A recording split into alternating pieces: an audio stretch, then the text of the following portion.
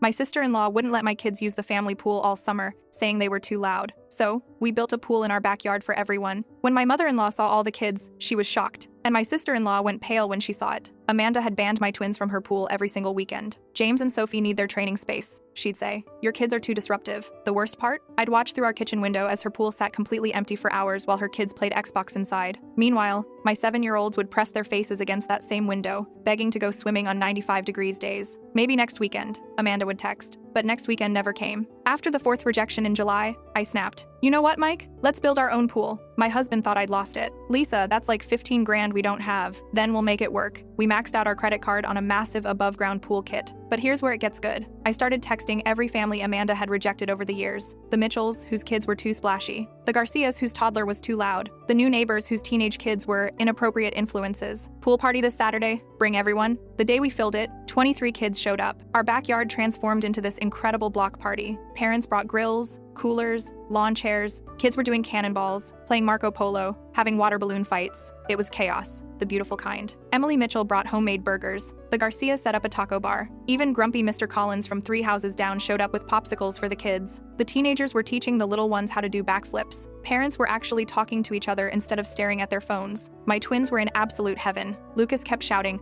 "Mom, this is the best day ever," while Mia organized a synchronized swimming competition with her new friends. That's when my mother-in-law's car pulled into our driveway. She walked through our back gate and froze. Her eyes went wide, scanning the crowd of laughing families, the massive pool, kids everywhere having the time of their lives. Water was splashing, music was playing, and the sound of pure joy filled the air. "Lisa, what on earth is this?" "It's what family gatherings should look like, Mom." She stood there speechless, watching my twins finally swimming with their cousins, something Amanda had denied them all summer. Watching families who barely knew each other sharing food and stories. Watching kids who'd been excluded all summer finally getting to be kids. Then Amanda appeared behind her. The moment Amanda saw the scene, her face went completely white. All those families she deemed not good enough for her precious pool were here, and they were having a blast. Her own kids were staring through our fence, clearly wanting to join, but too scared to ask permission. James tugged on Amanda's shirt. "Mom, can we go swimming too? It looks so fun." Amanda's jaw clenched. "Absolutely not. We have our own pool, but theirs has more kids," Sophie chimed in. "And they're playing games." "What is this supposed to prove?" Amanda hissed at me. "That kids just want to swim, Amanda. They don't care about your training schedules or your elite standards." My mother-in-law turned to Amanda with this look I'd never seen before, pure disappointment mixed with anger. "You've been turning away family all summer. These are your niece and nephew." "Amanda, what's wrong with you?" Amanda started stammering excuses about pool maintenance and training schedules, but Mom wasn't having it. "I raised you better than this." The conversation got heated. Amanda accused me of being petty and vindictive. I pointed out that she'd excluded children all summer while her pool sat empty. Mom sided with me completely, which made Amanda even angrier. "Fine," Amanda snapped. "Enjoy your public swimming hole." She stormed off, dragging her confused kids behind her. But James broke free and ran back to our gate. "Please, can I tell them the truth now?" he begged his grandmother. Mom looked confused. "What truth, sweetheart?" He started crying. "Mom made us lie about why we couldn't swim with Lucas and Mia. There was never any training. She just didn't want." His next words destroyed everything. "She said Lucas and Mia were showing us up at swimming, making us look bad," James sobbed, wiping his nose with his arm. "She told us to tell everyone they were problem children, that they had behavioral issues. She said if anyone asked why they couldn't come over, we had to say they were too rough and we were scared of them." I felt like someone had punched me in the stomach. The backyard went completely silent. Even the kids in the pool had stopped splashing around. "James, that's enough," Amanda's voice cracked from behind us. She'd come back, probably realizing her son had bolted. Her face was red, whether from anger or embarrassment. I couldn't tell. "No, Mom." Sophie joined her brother at the gate. "You told us to lie. You said Lisa's kids were ruining everything, and if we told the truth, everyone would think we were weak for not being better swimmers than 7-year-olds. My mother-in-law's hand went to her mouth. "Amanda, you did what?" "They're twisting my words," Amanda said, but her voice was shaking. "I never said." "Yes, you did." James was crying harder now. "You said it like a million times. You said we needed to be the best at everything, and Lucas and Mia were making us look ordinary. You said ordinary kids don't get into good colleges." I looked at my twins. Lucas had climbed out of the pool and was standing next to me, water dripping onto the grass. "Mom, is that why nobody at school invites us to play dates anymore?" My heart broke into a million pieces. "What?" "The other kids' parents," Mia said quietly. "They always look at us weird at pickup, and nobody invites us to birthday parties anymore. We thought maybe we did something wrong."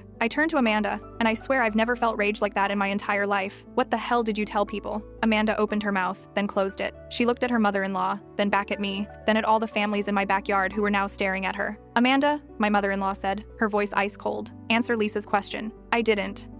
Amanda wrapped her arms around herself. Fine. I may have mentioned to a few parents at school that your family had some behavioral concerns. That's all. That's all? I couldn't believe what I was hearing. You told people my children have behavioral problems? Well, they're always so loud and energetic, Amanda said defensively, and they don't follow rules very well. They're 7, I shouted. They're supposed to be loud and energetic. They're kids. My mother-in-law stepped forward, and I'd never seen her look so angry. Amanda, you need to leave, right now. Mom, you can't be serious. I am dead serious. You deliberately lied about your own family. You manipulated your children into lying. You've been sabotaging Lisa's kids' social lives. I don't even know who you are right now. Amanda's face crumpled, but instead of looking remorseful, she looked furious. Of course you'd take her side. You always liked her better than me anyway. This isn't about sides, my mother-in-law said firmly. This is about you being cruel to children. Your own niece and nephew. Amanda grabbed both her kids by their arms and yanked them toward her car. James was still crying, and Sophie looked terrified. Come on, we're leaving! After they left, the party kind of picked back up, but I couldn't shake what had just happened. That night, after everyone went home and the twins were in bed, I sat at my kitchen table with my laptop open. What are you doing? Mike asked, bringing me a cup of tea. I'm emailing every parent Amanda talked to. I pulled up my twins' school directory. I'm getting statements from their teachers about their behavior. I'm going to prove she's a liar. Mike sat down next to me. Babe, is that really necessary? Yes, I said, and I meant it. Our kids have been suffering for months because of her lies. Do you know how many play dates they've missed? How many birthday parties they weren't invited to? They thought they did something wrong, Mike. They thought they were bad kids. So I spent the next 3 hours drafting emails. I reached out to Mrs. Kowalski, Lucas and Mia's teacher, first. She responded within an hour, which surprised me since it was almost 11 at night. Lisa,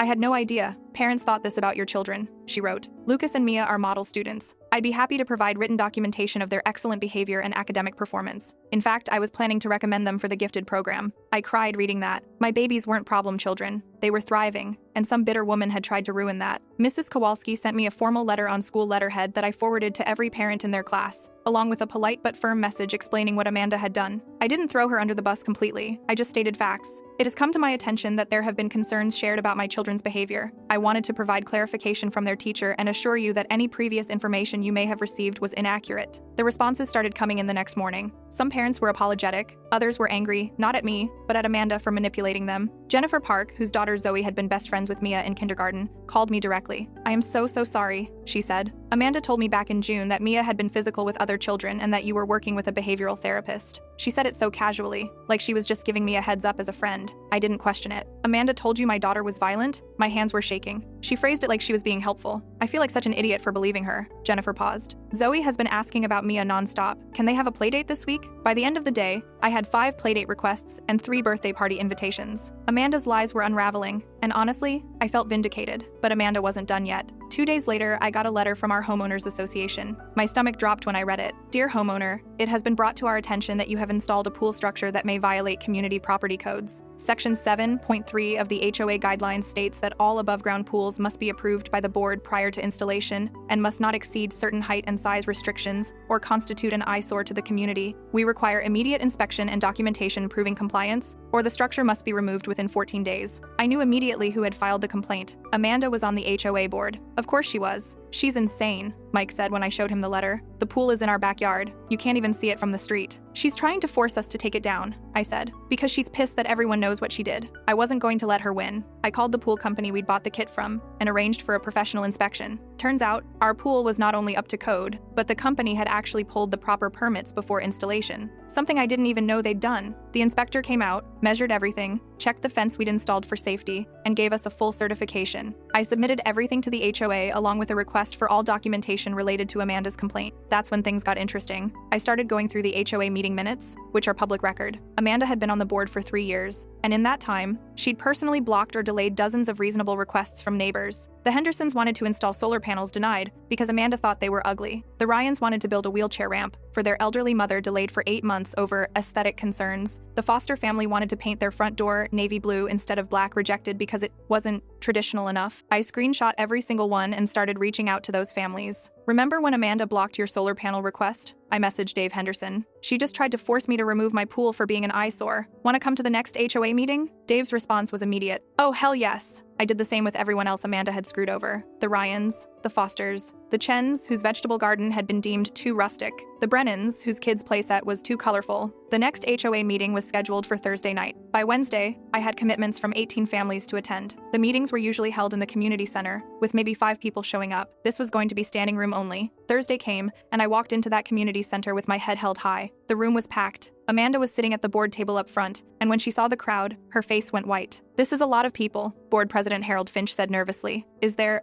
special business tonight?" Dave Henderson stood up. "Yeah, Harold, we'd like to discuss Amanda Warren's conduct as a board member." For the next hour, family after family stood up and detailed how Amanda had abused her position to enforce petty, personal vendettas. The Ryans brought their elderly mother, who had to wait in a car during family dinners because she couldn't climb the front steps without a ramp. The Chens showed photos of Amanda's own backyard, which had decorative gnomes she deemed rustic charm, while denying their vegetable garden. "I'd like to make a motion," Jennifer Park said, standing up with a stack of papers. "I've collected signatures from 47 households. That's more than half the community, calling for Amanda Warren's immediate removal from the HOA board and a review of all decisions she's made in the past 3 years. "Seconded," Dave called out. Amanda tried to defend herself, claiming she was just following the rules, but nobody was buying it. The vote was unanimous. Amanda was off the board, effective immediately, and every single one of her previous decisions would be reviewed and potentially reversed. She left before the meeting was even over, practically running out of the room. I thought that would be the end of it. I really did. But 3 days later, Mike called me while I was at the grocery store. "Lisa, you need to come home right now." "What's wrong?" "Just come home."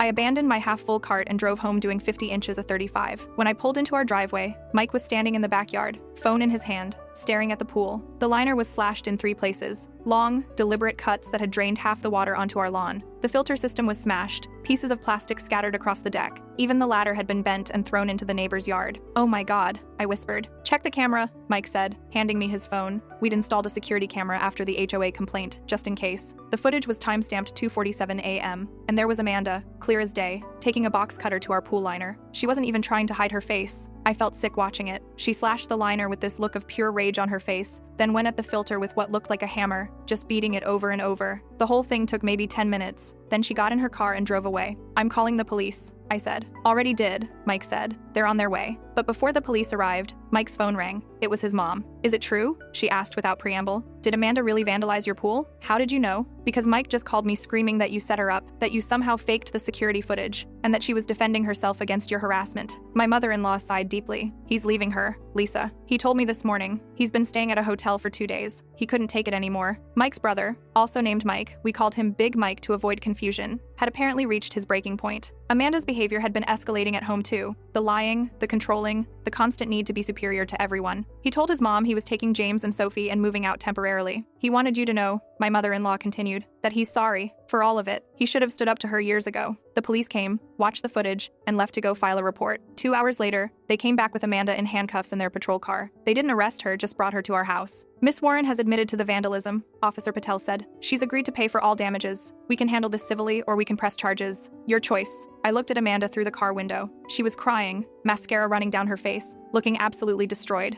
"I want her to pay for every penny of damage," I said. "And I want it in writing." My mother-in-law arrived 20 minutes later. She'd been the one to convince Amanda to admit what she'd done, apparently. "If you don't make this right," she told Amanda, "I will never speak to you again. Neither will your children." Amanda got out of the police car and handed me a check. $4,200. The pool company had given me an estimate that morning. "This isn't over," she said quietly, looking me right in the eye. My mother-in-law grabbed Amanda's arm. "Yes, it is. And if you threaten my daughter-in-law again, you'll have me to deal with." Amanda jerked her arm away and left, but she came back the next day. I was in my backyard supervising the pool repair guys when I heard our gate open. Amanda walked in, and I immediately tensed. "I'm not here to cause problems," she said quickly, holding up her hands.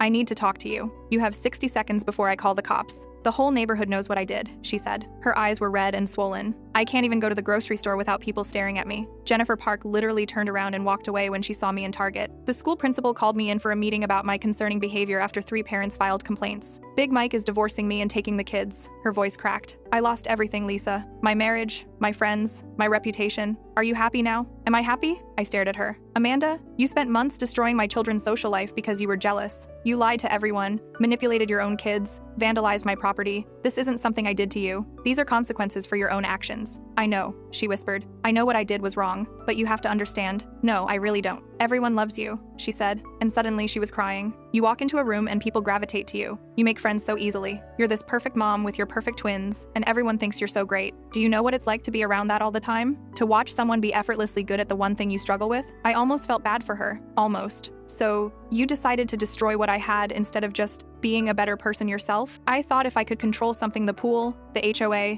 what people thought about your kids, then maybe I'd feel less like I was losing at everything else. She wiped her face. I was wrong. I was so wrong. And now my kids won't even talk to me. James said he doesn't want to see me until I apologize to you and mean it. Then apologize and mean it, I said. I'm trying. She looked around my backyard desperately. What do you want from me? I paid for the damages. I admitted what I did. I lost everything because of my mistakes. What more do you want? I want you to leave my family alone, I said simply. I want you to stop lying about my kids. I want you to get help for whatever's going on in your head that made you think any of this was okay. And honestly, I want you to realize that you didn't lose everything because of me. You lost it because you're cruel. She flinched like I'd slapped her. You had everything, Amanda, I continued. A husband who loved you, healthy kids, a nice house, a community position, and you threw it all away because you couldn't stand watching other people be happy. That's not my fault. That's yours. Amanda just stood there for a long moment, tears streaming down her face. Then she turned and walked out of my backyard without another word. The next weekend, we had another pool party. This time, it was even bigger, 35 kids, maybe 20 families. The pool was fixed and looked better than ever.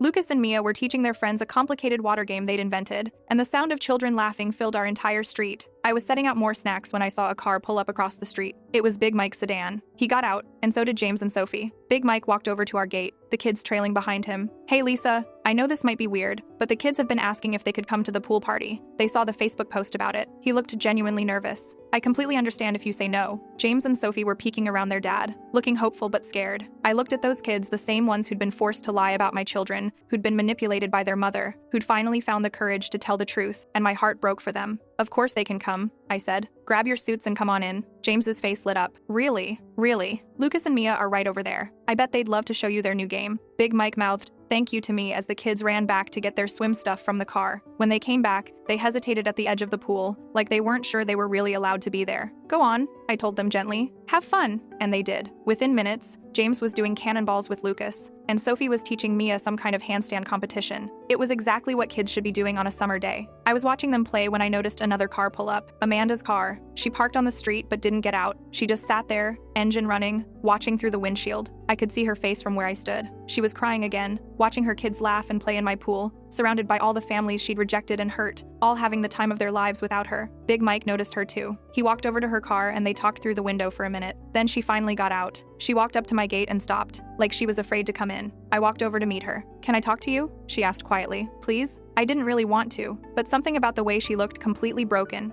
utterly defeated made me nod. We walked to the side of my house, away from the party noise. Amanda stood there, wringing her hands, looking at the ground. I've been sitting in my car for 20 minutes trying to figure out what to say, she started. I've written like 15 different speeches in my head, but I think the truth is just, I'm sorry. And I know that's not enough. I know saying sorry doesn't fix anything. You're right, I said. It doesn't. I've been going to therapy, she said. 3 times a week. My therapist says I have some kind of complex about control and perfectionism. Apparently, I've been dealing with this since I was a kid. My parents were really hard on me, always comparing me to other kids, always telling me I wasn't good enough. She laughed bitterly. I turned into them. I did to my own kids exactly what my parents did to me. That's not an excuse, I said. I know. It's an explanation, not an excuse. There's a difference. She finally looked up at me. I was jealous of you. I was so jealous it made me crazy. You have this natural way with people, and I've always felt like I was on the outside looking in, even in my own family. So I tried to control everything I could, make myself feel important, make myself feel like I mattered. She wiped her eyes, and I hurt everyone in the process. I hurt kids. I hurt my own kids. We stood there in silence for a minute, listening to the sounds of the party. James said he doesn't want to live with me, Amanda continued, her voice breaking. He said he wants to stay with his dad full-time. Sophie too. They said they're happier when I'm not around. She was sobbing now. My own children don't want to be around me, and it's my fault. It's all my fault. I didn't know what to say to that. Part of me felt bad for her. Part of me thought she deserved exactly what she got. I don't expect you to forgive me, she said. I just wanted you to know that I'm trying to be better. I'm really trying, and I'm sorry for everything I did to you and your family. You didn't deserve any of it. No, she turned to leave, then stopped. Can I ask you something? What? How did you do it? How did you make friends so easily? How do you get people to like you? I thought about it for a second. I don't try to get people to like me, Amanda. I just treat them like human beings. I listen to them. I care about them. I don't judge them or compete with them. I just exist around them without needing to be better than them. She nodded slowly, like she was really trying to understand. I never learned how to do that. It's not too late to learn, I said, and I meant it, but it starts with being honest. No more lies. No more manipulation. No more using people to make yourself feel important. I know. She looked toward the backyard where her kids were playing. Can I go tell them goodbye? Big Mike said he'd bring them home after the party. Sure. She walked into the backyard, and I watched as she approached James and Sophie. They climbed out of the pool, dripping water everywhere. She knelt down to their level and talked to them for a few minutes. I couldn't hear what she was saying, but I saw both kids nod. Then she hugged them, and they actually hugged her back. When she walked back past me, she stopped one more time. Thank you for letting them come today, and for not turning them away like I would have done. They're just kids, I said. They shouldn't suffer for their mom's mistakes. She nodded and left. The party went on for another 3 hours. By the time everyone went home, I was exhausted but happy. Lucas and Mia were passed out on the couch by 7 p.m., completely worn out from playing. Mike came up behind me and wrapped his arms around my waist. You did a good thing today, he said, letting James and Sophie come. They deserve to have fun, I said. None of this is their fault. You also did a good thing talking to Amanda, he added. I saw you two on the side of the house. I told him about the conversation, about her therapy, about her apology. Do you think she meant it? He asked. Yeah, I said. I think she did. Whether she actually changes or not is a different question, but I think she's finally starting to realize what she lost. Over the next few weeks, things started to settle down. Big Mike officially filed for divorce. Amanda moved into an apartment across town. The kids started seeing a family therapist to work through everything. Amanda didn't come back to our neighborhood much, which was probably for the best. When she did come to pick up the kids for her court-mandated visitation, she kept her head down and didn't talk to anyone. The HOA reviewed all of her previous decisions and reversed most of them. The Hendersons got their solar panels approved. The Ryans finally got their wheelchair ramp installed. The Chens expanded their vegetable garden. It was like the whole neighborhood let out a breath it had been holding for 3 years. My twins got invited to 6 more birthday parties that fall. They joined the swim team at school and absolutely loved it. Mia made the advanced reading group, and Lucas got selected for the math enrichment program. They were thriving, and watching them be happy made everything else worth it. One Saturday in late September, I was cleaning up after another pool party when I heard our gate open. I looked up, expecting to see one of the neighbors who'd forgotten something. It was Amanda. She looked different, thinner, tired, but there was something else different about her too. She wasn't wearing makeup, and her hair was in a simple ponytail instead of the perfectly styled look she usually had. I'm sorry for just showing up, she said. I was driving the kids back to Mike's and I needed to talk to you again. Okay, I said cautiously. My therapist says I need to make amends to the people I've hurt. She says I need to acknowledge what I did and take responsibility without expecting anything in return. She took a deep breath. So that's what I'm doing. I hurt you and your family. I lied about your children and tried to ruin their reputation. I vandalized your property. I made your life miserable because I was jealous and insecure. Amanda, please let me finish, she said. I don't expect you to forgive me. I'm not even sure I deserve forgiveness. But I needed you to know that I understand what I did was wrong. Not just wrong, but cruel. And I'm sorry. I'm so sorry. We stood there in my backyard, the sun setting behind us, the pool water still and calm. I forgave you weeks ago, I said quietly. She looked shocked. What? I forgave you. Not because you deserved it, but because holding on to anger was making me miserable. I crossed my arms. But forgiving you doesn't mean I trust you. It doesn't mean we're friends. It doesn't mean I've forgotten what you did. I understand, she whispered. The person you need to make amends to isn't me, I continued. It's your kids. They're the ones who suffered the most from your behavior. James told Mia he still has nightmares about you screaming. Sophie told Lucas she's afraid to make friends because she thinks you'll ruin it again. Amanda's face crumpled. They told you that? Kids talk. I shrugged. They're closer now than they were before. Turns out, shared trauma bonds people. I don't know how to fix it with them, she admitted. Every time I try to talk to them, they just look at me like they're waiting for me to blow up again. Then don't blow up again, I said simply. Show them, don't tell them. Be consistent, be patient, get help, actually change. Don't just say you're changing. She nodded, wiping her eyes. Thank you for everything, for letting them come to your parties, for not poisoning them against me when you had every right to. I would never do that to kids, I said. Unlike you. The words were harsh, but they needed to be said. She flinched but nodded. You're right. I'm sorry. She turned to leave, then stopped one last time. Can I ask you one more thing? I sighed. What? Why are you being kind to me? After everything I did, why are you even talking to me right now? I thought about it for a moment. Because I have kids, Amanda, and I'm raising them to understand that people make mistakes, but those mistakes don't have to define them forever. If I shut you out completely, if I held this grudge forever, what would I be teaching them? That people can't change? That one bad choice means you're bad forever? I shook my head. I don't believe that. I think people can change if they really want to. The question is, do you really want to? I do, she said. And for the first time, I actually believed her. I really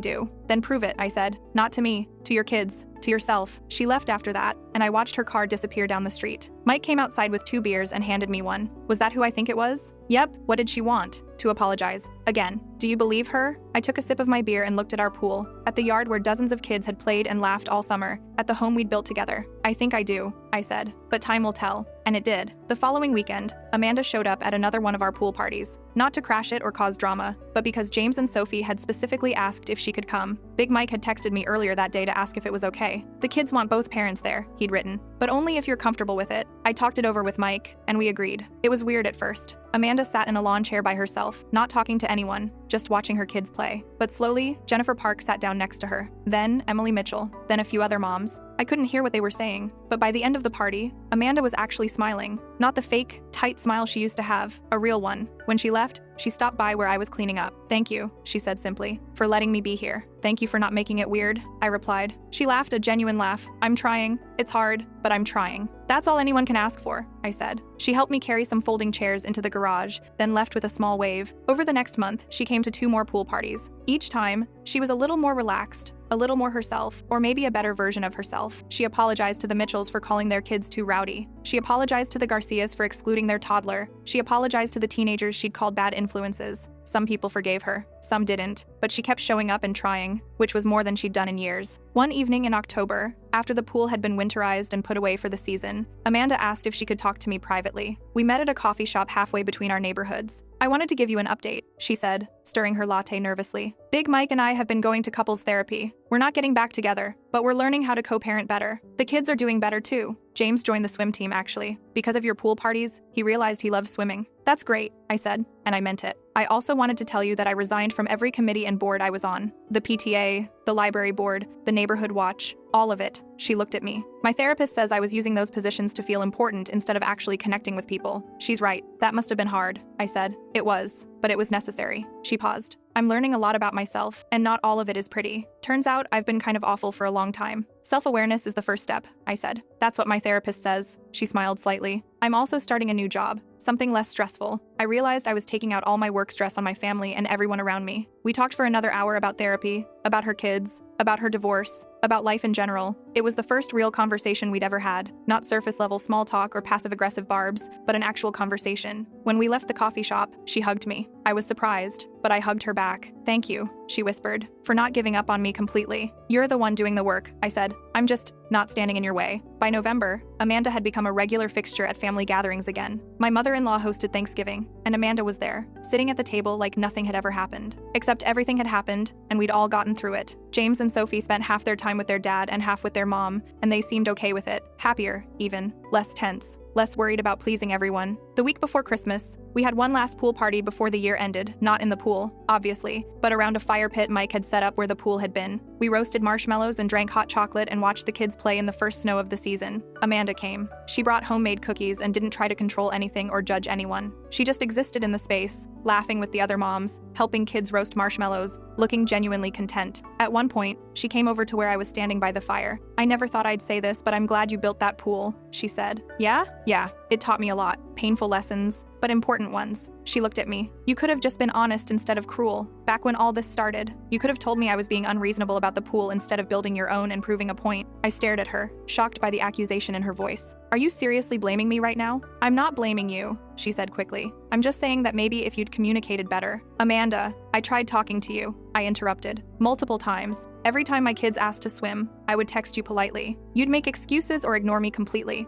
I invited you to pool parties before I built mine. You declined every single time. Don't rewrite history to make yourself feel better about what you did." She opened her mouth to argue, then closed it. "You're right. I'm sorry. That was unfair of me. You spent months making my kids feel unwelcome and then lied to everyone about them." I continued. "You vandalized my property. You manipulated your own children. And now you're standing here suggesting that somehow I'm partially responsible because I didn't communicate well enough? That's the same controlling behavior you've supposedly been working on." The families around us had gone quiet, watching our exchange. Amanda's face went red. "I said I was sorry, and I said I forgave you, but that doesn't mean I'm going to let you rewrite the narrative." I set down my hot chocolate. "You made choices, Amanda. Bad choices. Own them completely, or don't bother trying to make amends." She stood there, and I could see the war happening on her face, the old Amanda who would have lashed out and blamed everyone else, and the new Amanda who was trying to be better. "You're right," she finally said. "I'm sorry. That was my old patterns talking. I should just be grateful you're even giving me a chance to be here." "I'm not giving you a chance," I said. "Your kids wanted you here. I'm doing this for them, not for you." The words were harsh, but they were true. Amanda needed to understand that forgiveness didn't equal friendship, and showing up didn't erase the past. She nodded, tears in her eyes, and walked away. The party continued, but the mood had shifted slightly. Some people gave me sympathetic looks. Others avoided eye contact with Amanda. An hour later, as people were starting to leave, Amanda came back over to me. Her kids were already in Big Mike's car, waiting for her. "Can I say one more thing?" she asked. "Sure, you're right. About all of it. I have no excuse for what I did, and trying to share the blame was wrong." She took a shaky breath. "I think part of me is still struggling with accepting that I was the villain in this story. I want to believe there were circumstances or explanations that make it less bad, but there aren't. I was just cruel, and I need to own that." "Yeah," I said. "You do." "So I'm owning it. I was cruel. I hurt kids. I hurt my own family, and no amount of therapy or apologies will ever fully fix what I broke." She looked at me with red, swollen eyes. "But I'm trying anyway, because what else can I do?" I didn't respond. There wasn't anything left to say. Amanda walked to her car and drove away, and I watched her taillights disappear into the snowy night. Mike came up beside me and put his arm around my shoulders. "You okay?" "Yeah," I said. "I think so." That was intense. She needed to hear it, I said. "She's been playing the victim card too much, acting like we're all supposed to forget what she did just because she's in therapy now." "You think she'll actually change?" Mike asked. I thought about it, watching the snow fall gently around our yard. "I don't know, but that's not my problem anymore." And it wasn't. I'd built a pool for my kids when they were excluded. I'd gathered a community when they were isolated. I'd fought back when someone tried to destroy what we'd built. And now, I was done. Amanda's redemption arc was hers to write, not mine to manage. I turned back to the party, leaving Amanda standing there, realizing she'd burned every bridge for nothing. Make sure to click on the screen to watch another story.